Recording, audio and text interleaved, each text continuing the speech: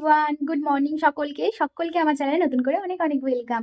তো যারা সাবস্ক্রাইব করেছো তাদেরকে থ্যাংক ইউ, আর যারা করোনি তারা প্লিজ সাবস্ক্রাইব করে নাও। তো আমাদের দিন শুরু হয়েছে অনেক ভোরে 3টের সময়। তো 3টে থেকে চলছে, এখন বাজছে 11:30। আর এক্ষুনি ওর মিমি ফোন করলো, করে বললো যে ওর মিমি আসছে। তো আমার সোনা বাবার মিমি আসছে, ও তো ভীষণ হ্যাপি। মিমিকে একটু আগে ফোন করা হয়ে গেল, বাসে উঠেছে কিনা, আসছে কত দূরে, সব হয়ে গেল। এবার মিমি আসলে ওর অ্যাকচুয়ালি ব্যাপারটা হচ্ছে, কাল থেকে শুরু হয়েছে মেদিনীপুর চার্চ মেলা। তো ওর বাবা, ওর দাদু সবাই 2-3 দিন ধরে বলছে যে মেলা নিয়ে যাবো, মেলা নিয়ে যাবো, মেলা নিয়ে যাবো। তো ওটা শুনে শুনে ও এক্সাইটেড হচ্ছে। কিন্তু কালকে ওকে মেলা নিয়ে যাওয়ার কথা, ওকে নিয়ে যাওয়া হয়নি, তাই ওর খুব রাগ। আজকে সকাল থেকে ভীষণ রাগারাগি করছে, দাদুর কাছে যাবে না, বাবার কাছে যাবে না, কারণ ওরা মেলা নিয়ে যায়নি। তো যেহেতু নিয়ে যায়নি, তাই আজকে ওর বাবা ছুটি নিয়েছে, নিয়ে বলছে যে ঠিক আছে চলো মেলা নিয়ে যাবো। আর যেহেতু ও এখন খুব ছোট, তাই ওকে নিয়ে তো আমরা সন্ধ্যাবেলা যেতে পারবো না, তাই আমরা বেলা থাকতে থাকতে যাবো, 2টা 2:30 কি 3টের দিকে যাবো। তো 1-1.5 ঘন্টার মধ্যে আবার রিটার্ন চলে আসবো ওকে নিয়ে। তো তার মধ্যে আবার ওর মিমি আসছে। মিমি আসছে মানে তো ওর ভীষণ মজা, মিমি তো এসেই ওকে নিয়ে মেলায় প্রচুর ঘুরবে। তো চলো কি কি হয় না হয় সবটা দেখতে থাকবে। এখন আপাতত রান্না করছি, সবাই খাবে সেই জন্য রান্না বান্না করি, দেন তারপরে তোমাদের সাথে আবার দেখা হচ্ছে মেলায় গিয়ে। তো মিমি আসছে বাবা, ঘুমিয়ে কাদা একবার করে উঠছে আর তারপর আবার ঘুমিয়ে যাচ্ছে। তো এই যে আমাদের মিমি চলে এসছে, মিমি আমার প্রচুর মিমি।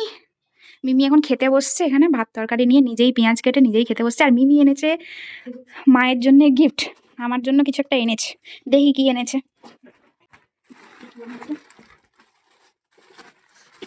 ভালো জিনিস বলে মনে হচ্ছে কিছু একটা। এই সবাই আসে পুজোকে দেখতে, আসে পুজোর জন্য, পুজোর মায়ের খুব মন খারাপ হয়। ও মা, নাইট স্যুট এনেছি আমার জন্য, ইয়ে! আমার এটা খুব দরকার ছিল। এই মা কি সুন্দর এনেছে, আমার জন্য নাইট স্যুট এনেছে, খুব ভালো হয়েছে, খুব সুন্দর হয়েছে, ভীষণ সুন্দর। ওলে বাবা, সবাই পুজোর জন্য গিফট আনে, আমার বোনও কিন্তু তার দিদির জন্য গিফট এনেছে। তার পুচুকে সে এখানে এসে কিনে দেবে, সেটা পরের কথা। তার পুজোর জন্য পাঠিয়েছিলাম প্রথমে। ও পুজোর জন্য, হ্যাঁ পুজোর জন্য দিয়েছে, বাট আবার এসেছে, আবার দেবে। ও তো পুজোকে তো দেবে, কিন্তু পুজোর মাকে কজন দেয়। যাও যাও যাও, খেয়ে নাও, ভাত বেড়েছি, খেয়ে নাও। হ্যাঁ পরে দেখছি। এই যে এখন ভাত টাত খেয়ে দিয়ে আমরা আমরা যাবো হচ্ছে মেলাতে। পুজো ওঠার অপেক্ষা করছি, পুজো উঠলে তারপর আমরা মেলাতে যাব। আমরা রেডি অ্যান্ড আমরা এখন চললাম মেলার উদ্দেশ্যে, মেলা। আর এই যে আমার পুটু, পুটুকে নিয়ে এখন চলো মেলা। আমরা চলে এসেছি মেলা, কিন্তু ব্যাপারটা হচ্ছে দেখেই শখ। এই যে হচ্ছে ভিড়, এটা হচ্ছে ভিড়।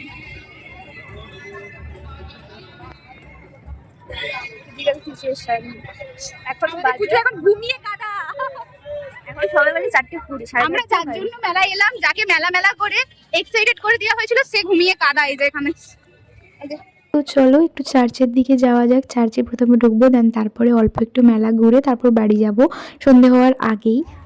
Jingle bell jingle bell jingle, এই যে আমার পুরো ঘুমিয়ে কাদা। চলো, এই তুই যে মিমির কাছে কত কি চাইলি, কিনবি বলে, আর তুই ঘুমিয়ে কাদা হলে হবে?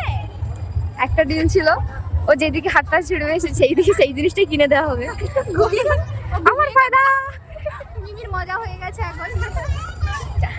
ছোট ছোট ক্লিপ নিবি? তো এটা ওর মিমি ওকে বাড়িতে বলেই নিয়ে এসেছিল যে ও যেই দিকে হাত দেবে, যেই দিকে হাত পা ছুড়বে সেই জিনিসটাই ওর মিমি ওকে কিনে দেবে। বাট ও তো ঘুমিয়েই কাদা, ও কীভাবে হাত পা ছুড়বে আর কী বা কিনে দেবে।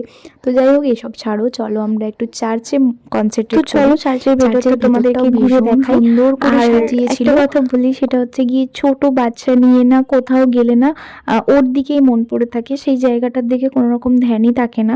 আমারও হয়েছিল সেই অবস্থা, কারণ আমি গেছি ঠিক কথায়, দেখবো কি, আমি ভিডিও ওই বোন যতটুকু করে দিয়েছে ততটুকুই, আর নিজে কিছু করেছি। বাট আমার পুরো ধ্যানটা ছিল আমার বেটুর ওপরে, কারণ বেটু ঘুমোচ্ছে, বাট তারপরেও ওর দিকেই ধ্যানটা ছিল, ওর নাক বন্ধ হয়ে যাচ্ছে কিনা, বা ও কষ্ট পাচ্ছে কিনা, বা ওর কোনো অসুবিধা হচ্ছে কিনা। বাট ও বেবি ক্যারিয়ারে খুব সুন্দর মতো আমার বুকে ঘুমোচ্ছিল।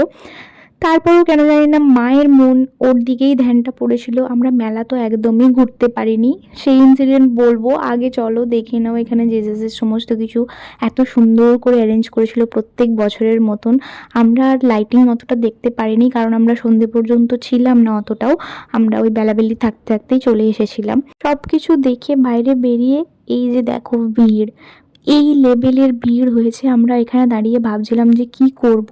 তো তারপরে ভাবলাম যে চলো এসব ছাড়ো, আগে গিয়ে একটু ফুচকা খাওয়া যাক। আর ফুচকা, এত জঘন্য ফুচকা মনে হয় আমি আমার জীবনেই প্রথমবার খেলাম।